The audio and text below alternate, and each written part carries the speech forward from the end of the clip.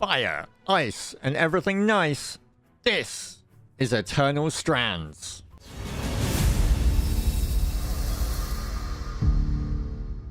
When you're given a looting, crafting, big boss playground like the one Yellow Brick Games has given us with Eternal Strands, the world is your oyster. What you wield, who you fight, and how, the tools are laid out for you to take on this adventure in your own way, on your own terms.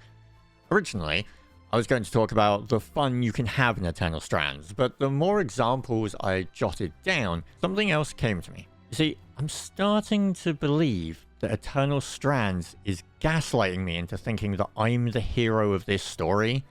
I mean, sure, listen, the story is telling me that I'm good. I'm the good hero in this situation. It's just that my actions, well, they say something completely different. You see, there's freedom in this sandbox thanks to Eternal Strands' magic system. 9 skills, 3 each for Arcane, Fire, and Frost. It may not seem like much at first, but when you see how they interact with the world and each other, a range of options appears before you. Your mind flooded with ideas, and that's where doubt creeps in. The magic system gives you myriad options for approaching how you want to dispense justice. When you're doing that by pinning an enemy to a ceiling with a gravity well, and you're filling it with fire to watch them burn, I think the Geneva Convention would like a word. That's not a one-off situation. You're frequently finding new and delightfully deviant ways to approach the challenges before you. There's a lot of joy to be found in Eternal Strands. It can be janky and frustrating at times, but that feels like a side effect of the systems at play. When you end up trying to give the player as much freedom as you have here, you know, sometimes things aren't really going to work. It can ruin the flow, and it can cause some friction at times, the climbing mechanic being the biggest culprit of this. But then again, when you're moving and climbing all over a giant enemy that's trying to throw you off it, things aren't always going to work as they should. If you can handle knowing that there's jank hiding in the trees waiting for you, though, Eternal Strands is something you should jump on. It's a game that lives and dies by how much you're willing to give it. One of those you get out what you put in kind of situations. Let's break some of this down, as there is a surprising amount going on under the hood. We'll get to story later, but for now, let's look at the juicy stuff. The world is broken down into zones. Each zone has several recipes to collect. More exploration, more choice. Your armor and weapons crafted by you. Materials are everywhere throughout the zones. Certain materials can be tempered with heat or cold to get different variations. Crafting gear, well, those materials are broken down into 4 categories. You choose what to build that new sword out of, you see. Each item affects stats and appearance differently, and with so much to gather, there are thousands of possible permutations. So the only real question here is, do you build for fashion or function? Tools in hand and looking good while doing it, the world is yours to explore. Eternal Strands isn't a big open world game. You're working instead with smaller zones here. More focused playgrounds you can hop between. Now, weather changes in them will keep a rotation of enemies and resources frequent, meaning that you're hunting down what you want by jumping between them. Surviving in this world is about being prepared and being creative. Your base weapon types are limited though. One-hander and shield, two-hander, or ranged bow. Later variations of these will each gain a special move that will increase their moveset, but for the most part, it's a pretty simple combat loop with them. 1, 2, 3, hack, slash, slash. Simplified combos. It feels intentional. It's to allow them to be easily mixed in with magic interspersed between attacks. Sure, I would have loved more weapon types. I'm a sucker for that kind of thing. Giant hammers, axes, all of that. But I'll take a big two-handed fire sword any chance I get. Thank you. And besides, magic is the meat here.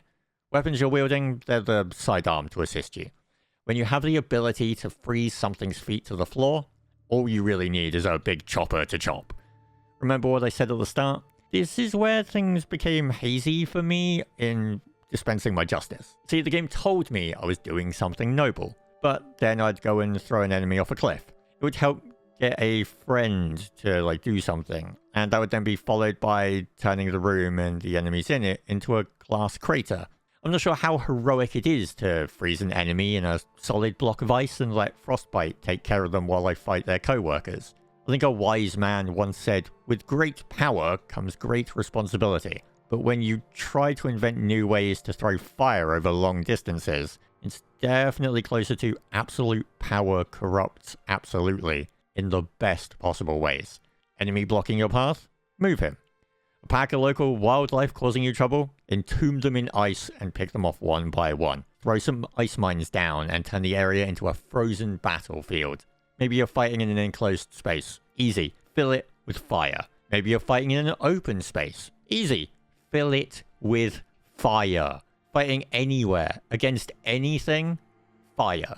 The cause of and solution to most problems. It's all about getting creative. Because creativity is key.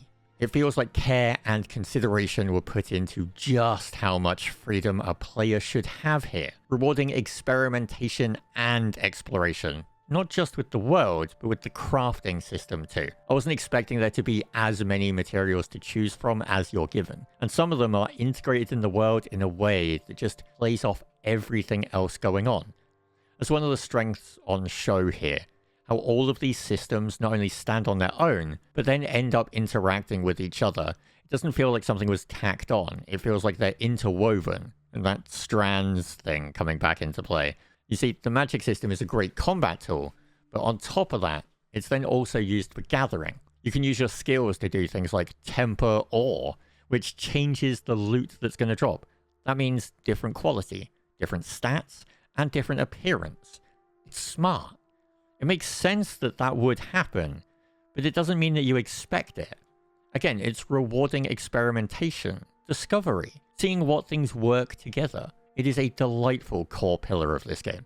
Something that's not so delightful, though, are some of the UI choices. It's great designing all of these systems and items, but you should never neglect the way that you choose where to go, what to do, and how to do it, because that's going to kind of cause friction and problems. I don't want to spend too much time on this, because it's going to end up becoming a rant if I do, but here's some quick examples. Recipe icons are too similar to map color. It takes you too long to see where you need to go to find them.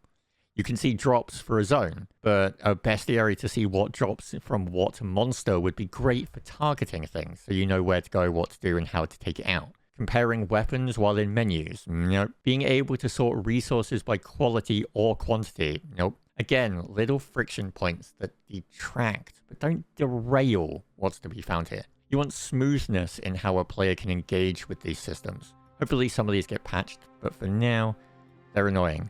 I tried to move things around in my stockpile by clicking them, and I ended up just salvaging them, and that was frustrating. But let's move on. You see, that's the takeaway, if anything, from this. It's one of those diamonds in the rough. Systems are always going to have some jank. Hell, in a game like this, personally, I want a little jank. I think you need it. It makes some of the interactions more hilarious when they just misbehave. And let's be honest, at the end of the day, it's not exactly a huge problem. Rough edges, not rough middle. Speaking of huge problems, though, the elephants in the room, great foes. They are perfectly designed for their respected role, from walking titans to soaring drakes. It was nice to see a mix of machine and native beast in here, intimidating in size, varied movesets, and retaining their enjoyment on repeated kills. Of course, you always run the risk of things getting stale and boring when needing to defeat larger monsters several times, you know, when that grind sets in. But the magic system here helps alleviate that tedium by allowing you to mix things up every encounter, freezing limbs to the ground to climb up, launching yourself onto them rather than climbing, or just simply heating and freezing parts of them to then knock off. There's a great foe in every zone. You don't have to fight them, but when you're passing through, you might find yourself like me, seeking them out just to get more stuff. The fights were well designed. They highlighted the best parts of the game, in my opinion, and there's something incredibly rewarding about figuring out a new way to approach them.